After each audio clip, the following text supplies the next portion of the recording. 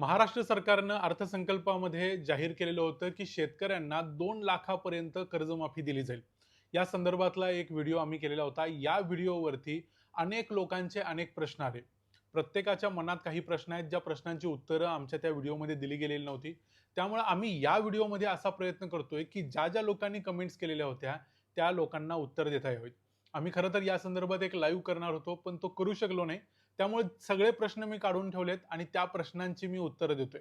त्यामुळं या प्रश्नांच्यापैकी काही प्रश्न तुमच्या मनात असतील, तर तुमची उत्तरं या व्हिडिओमध्ये मिळतील अशी अपेक्षा मी व्यक्त करतो. सगळ्यात पहिल्यांदा अनेक लोकांनी असा प्रश्न विचारलाय, की 2021ला, 2017ला, 2016ला आम्ही कर्ज घेतलंय. त्या कर्जाचं काय होणार? पीक कर्ज असेल आणि ते आम्ही अजूनपर्यंत भरलं नसेल, तर त्या कर्जाच्या संदर्भात काय नियम आहेत? तर त्या संदर्भात एक लक्षात घ्या, की जर ह्या कर्जाची मुदत सरकारनं आखून दिली 2015 पासून 16 पासून तरच तुमचं कर्ज बसेल. अन्यथा आतापर्यंतचा 2 कर्जमाफीचा अनुभव सांगतो तुम्हाला. याच्या अगोदर 2017ला महाराष्ट्र शासनानं छत्रपती शिवाजी महाराज कर्जमाफी योजना जाहीर केलेली होती. त्यामध्ये 2012 ते 2016 म्हणजे 1 एप्रिल 2012 ते 2016च्या मार्चपर्यंत या विंडोमध्ये ज्यांनी कर्ज उचललेली होती त्यांना 2017 मध्ये कर्जमाफी मिळाली. सेम 2019-20ला जेव्हा उद्धव ठाकरेंचं सरकार होतं, त्यांनी महात्मा फुले कर्जमुक्ती योजना चालू केली. त्यावेळेला त्यांनी ही अशीच विंडो दिलेली होती. ती 2016 ते 2020 अशी होती.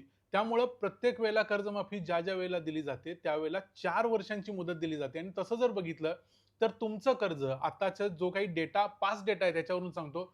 तुमचं कर्ज तुम्ही 1 एप्रिल 2021 नंतर उचललं असेल आणि 30 सप्टेंबर 2025 पर्यंत भरलेलं नसेल, मग ते ओव्हरड्यू असो, एनपीए असो, काहीही असो, कुठलंही पीक कर्ज घेतलेल्या तारखेपासून 3 वर्षात एनपीए होत असतं. हे लक्षात घ्या. पीक कर्जाबद्दल बोलतोय, केसीसी. 3 वर्षात एनपीए होतं घेतलेल्या तारखेपासून. त्यामुळं तुमचं कर्ज जर एप्रिल 2021 नंतर घेतलं असेल आणि 30 सप्टेंबर 2025 पर्यंत भरलेलं नसेल, तर तुम्हाला कर्जमाफी मिळेल. त्यामुळं कर्जमाफीच्या या विंडोमध्ये तुम्ही असाल, तर तुम्हाला काळजी करायची गरज नाही. दुसरा एक प्रश्न अनेकांनी विचारलाय, तो म्हणजे आमचं कर्ज प्रायव्हेट बँकेमध्ये असेल तर आम्हाला मिळणार काय? काहींनी विचारले सोसायटीमध्ये कर्ज असेल तर मिळणार काय? फक्त सरकारी बँकांनाच लाभ मिळणार काय? तर तसं नाही आहे. इथं सर्वांना लाभ मिळणार आहे. तुमचं आयसीआयसीआय बँकेत असो, एचडीएफसी असो किंवा कुठल्याही प्रायव्हेट बँकेत कर्ज असो, सोसायटीमध्ये असो, सरकारी बँकेत असो, सर्वांना कर्जमाफीचा लाभ मिळणार आहे. फक्त एवढीच अट आहे की 30 सप्टेंबर 2025ला तुमचं कर्ज थकीत असलं पाहिजे. म्हणजे ओव्हरड्यू असलं पाहिजे. ज्यांचं कर्ज ओव्हरड्यू त्या तारखेला नसेल, त्या तारखेच्या अगोदर समजा तुम्ही भरलं असेल, म्हणजे 30 सप्टेंबर 2025 ची डेट ओव्हरड्यूची दिली. तुम्ही 30 सप्टेंबरच्या अगोदर म्हणजे 25 सप्टेंबरला समजा तुम्ही जर कर्ज भरलं असेल तुमचं, तर तुम्हाला ही योजना लागू होत नाही. तुम्हाला मग 50,000ची स्कीम लागू होते, जर ओव्हरड्यू न होता तुम्ही भरलं असेल तर. आता काही लोकांनी असा प्रश्न विचारलाय, की आमचं कर्ज 2025 या वर्षामध्ये रिन्युअल केलेलं होतं. त्याच्यासाठी काय नियम असेल? म्हणजे जून, जुलै, ऑगस्टमध्ये वगैरे रिन्युअल केलं असेल तर मागच्या वर्षी. तर यासाठी बघा, ह्यामध्ये मगाशी म्हटलं तसं मोस्ट प्रोबॅबली विंडो दिली जाईल 1 एप्रिल 2021 पासून 31 मार्च 2025 पर्यंतची. या विंडोमध्ये जर तुम्ही उचललं असेल, तर तुम्हाला ही 50,000ची जी स्कीम आहे आणि ती तुम्ही वेळेत रिन्युअल केली असली तर लागू होईल. तुम्ही जून, जुलै, ऑगस्टमध्ये जर कर्ज उचललं असेल मागच्या वर्षी, तर तुम्हाला ही योजना लागू होणार नाही. कारण तुमचं अजून 1 वर्ष पूर्ण व्हायचं आहे आणि ते 1 वर्ष पूर्ण झाल्याशिवाय तुमचं ही सायकलच कंप्लीट होत नाही, जी पीक कर्जाची असते. त्यामुळं काही लोकांचा हा जो प्रश्न आहे, या प्रश्नाचं उत्तर इथं दिलंय. काही लोकांनी असं विचारलं, की जमिनीच्या मर्यादेबद्दल काय नियम आहेत का? तर मुख्यमंत्र्यांनी जाहीर केलंय, की जमिनीची मर्यादा नाही. एखाद्याचं कर्ज 2 लाखाच्या आत असेल किंवा 2 लाख एक्झॅक्टली असेल, तर त्याला कर्जमाफी मिळेल. त्याचं जमीन समजा 10 एकर असेल, 20 एकर असेल, तर त्याचा प्रश्न नाही. त्याचं पीक कर्ज किती आहे, हे इथं जास्त महत्त्वाचं आहे. त्यामुळे आणखी काही लोकांनी असं विचारलंय, की आमचं अकाउंट आम्ही दुसऱ्या बँकेत होतं, ते शिफ्ट करून आम्ही या बँकेत गेलो. मग आम्हाला मागच्या बँकेत कर्जमाफी मिळणार काय? मागच्या बँकेमध्ये तुम्ही ओव्हरड्यू असाल तर तुम्हाला मिळणार. त्या तारखेला ओव्हरड्यू असाल आणि त्यानंतर तुम्ही क्लोज केलं असेल, तरी सुद्धा तुम्हाला कर्जमाफीचा लाभ मिळणार. भलेही तुम्ही अकाउंट बंद केलं असलं, तरी सुद्धा तुमच्या नावाने ती रक्कम तिथे येणार. पण त्या तारखेला ओव्हरड्यू असणं ही गरज आहे. त्या तारखेच्या नंतर भलेही तुम्ही बंद केलं असेल तर चालेल, पण त्याच्या अगोदर बंद केलं असेल तर तुम्हाला लाभ मिळणार नाही. काहींचा असा प्रश्न आहे, की आमचं कर्ज ₹1,80,000 घेतलं होतं किंवा 1,90,000 रुपये घेतलं होतं, आता व्याजासकट ते 2,10,000 2,20,000 झाले, तर आम्हाला लाभ मिळणार काय? तर यामध्ये सरकारचा नियम असा असतो की तुम्ही मुद्दल किती घेतले ती बघितली जाते. मुद्दलावरती ही रक्कम ठरलेली आहे 2 लाखाची. त्यामुळे तुमचं व्याज 2 लाखाच्या वरती ओव्हरशूट होऊन किती होतंय याच्यानं फरक पडत नाही. तुमची जर मुद्दल 2 लाख एक्झॅक्ट असेल किंवा 1,99,999 रुपये असेल, तरी सुद्धा तुम्हाला कर्जमाफीचा लाभ मिळेल. त्यासाठी मग व्याज वरचं समजा 2 लाख सगळं मिळून 30,000 रुपये झालं, तरी सुद्धा तुम्हाला कर्जमाफी मिळेल आणि पूर्ण मिळेल रक्कम. 2 लाखापर्यंतची तुमची मुद्दल कंप्लीट तुमच्या अकाउंटमध्ये जमा होईल. वरचं व्याज काय ते कदाचित तुम्हाला भरावं लागू शकतं. यामध्ये आणखी काहींचा प्रश्न असा आहे, की आम्ही 2,30,000चं कर्ज घेतलंय. त्यापैकी 2 लाख माफ होतील काय? तर असं होणार नाही. तुमचं कर्ज जर 2 लाखाच्या वरती ₹1 जरी असेल, तर तुमचं अख्खं पीक कर्ज किंवा अख्खं किसान क्रेडिट कार्ड या योजनेमध्ये बसतच नाही. त्यामुळे तुम्ही असा प्रयत्नच करू नका, की बँकेत जाऊन हे सांगायचं, की आमचं 2,10,000 रुपये आणि 2 लाखाला ही योजना मंजूर झाली, आमचं 2 लाख माफ करा. तसं होत नाही. या योजनेमध्ये तेच शेतकरी पात्र असतात, ज्यांचं पीक कर्ज 2 लाख रुपये किंवा 2 लाखाच्या आत सँक्शन्ड अमाउंट आहे. सँक्शन्ड अमाउंट वरती ठरतंय आणि त्याप्रमाणे फायनल यादी काढली जाते. अशा पद्धतीने सगळ्यांना म्हणजे 3 लाखाचं कर्ज आहे त्यापैकी 2 लाख माफ होतील असं होणार नाही. भलेही तुम्ही डेटमध्ये बसत असला तरी. काही लोकांनी पुन्हा प्रश्न विचारलाय, मी अगोदर देखील सांगितलं होतं, की ठिबकसाठी आम्ही कर्ज घेतलंय, आम्हाला मिळणार काय? ट्रॅक्टरसाठी, ट्रेलरसाठी अशाच गोष्टींसाठी घेतलंय, तर तुम्हाला कर्जमाफीचा लाभ मिळणार नाही. मुदत कर्जांना कर्जमाफी लागू नाही.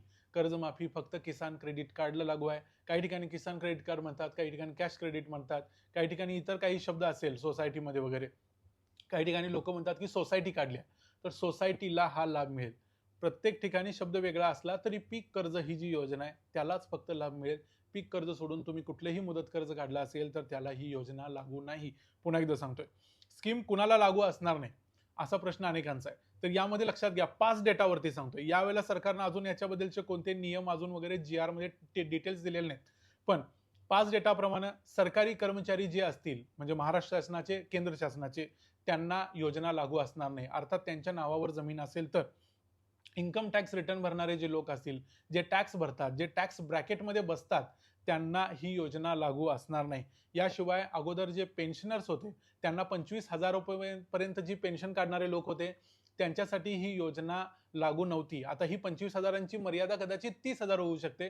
पण पेन्शनर्स जर तुमची पेन्शन 25-30 हजारापेक्षा जास्त असेल, तर तुम्हाला देखील ही योजना कदाचित लागू असणार नाही.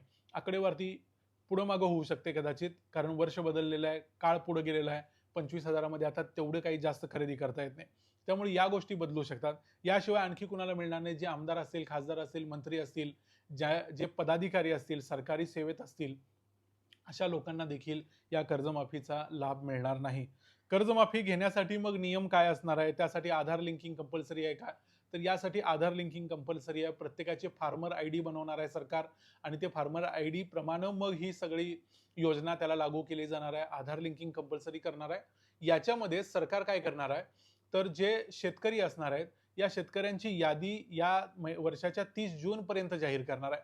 त्यासाठी तुम्ही जर या डिटेल्समध्ये बसत असाल, ब्रॅकेटमध्ये बसत असाल, तर तुम्ही बँकेत जाऊन भेटा आणि बँकेत जाऊन हे सांगा, बँकेने यादीमध्ये तुमचं नाव घेतलंय का बघा. घेतलं नसेल तर का घेतलं नाही असं विचारा आणि त्याप्रमाणे ती यादी मग पाठवली जाईल.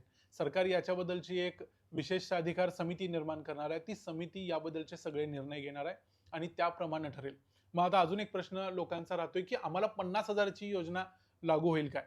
तर पहिली गोष्ट म्हणजे 2025च्या मार्च नंतर, मागच्या वर्षीच्या मार्च नंतर, एप्रिलपासून ज्यांनी घेतलंय कर्ज त्यांना 50,000ची योजना पण लागू असणार नाही. त्याच्या अगोदर घेतलेल्या म्हणजे 1 ऑक्टोबर 2024 नंतर घेतलेल्या लोकांना 50,000ची योजना लागू असेल.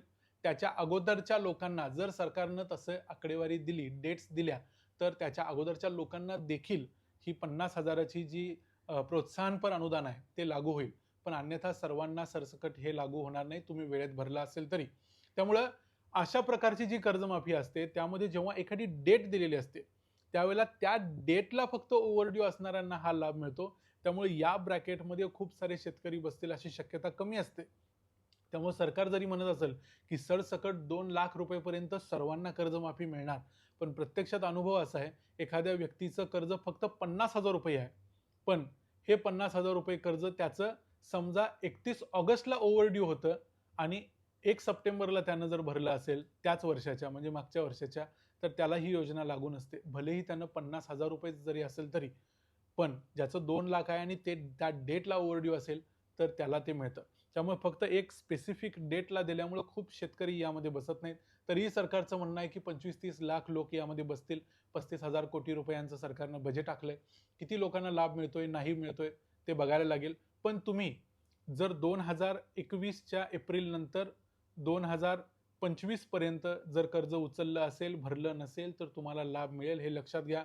काही लोकांनी जे विचारले की आम्ही 2012ला घेतलंय, 16ला घेतलंय, 15ला घेतलंय, त्यांच्यासाठी आणखी एक असा प्रश्न आहे की या अगोदर ज्या कर्जमाफी झाल्या त्यामध्ये तुम्हाला का लाभ मिळाला नाही, हे देखील कमेंट्समध्ये सांगितलं तर समजेल की त्यावेळेला तुम्हाला का लाभ मिळाला नाही.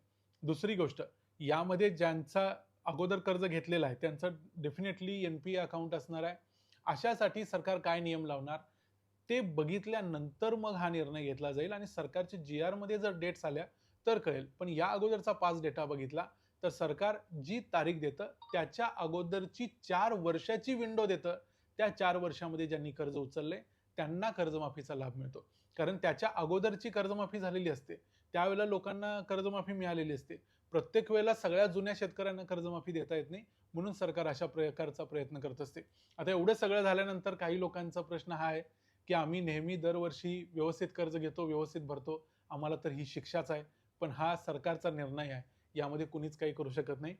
जे शेतकरी वेळेत घेतात, भरतात त्यांना कदाचित काहीच मिळणार नाही. पण हे जे सरकारचे नियम आहेत त्या नियमाप्रमाणे हे असंच आहे. त्याला तुम्ही आम्ही बदलू शकत नाही. त्यामुळे या व्हिडिओमध्ये इथंच थांबतोय. तुमचे जे काही प्रश्न असतील या प्रश्नांची उत्तरं या व्हिडिओमध्ये मिळाली असतील अशी मी अपेक्षा करतो. याशिवाय या पलीकडे देखील काही जणांचे जर काही प्रश्न असतील तर ते कमेंट्समध्ये जरूर सांगा. आपण याच्यावरती एक सेपरेट व्हिडिओ पुन्हा करू आणि या प्रश्नांची उत्तरं देण्याचा प्रयत्न करू. धन्यवाद. काही प्रश्न असतील तर पुन्हा विचारा. व्हिडिओ आवडला असेल तर व्हिडिओला लाईक करा, चॅनलला सबस्क्राईब करा. पुन्हा भेटू पुढच्या व्हिडिओमध्ये. तोपर्यंत पाहत राहा द मराठी बाणा. जय हिंद, जय महाराष्ट्र.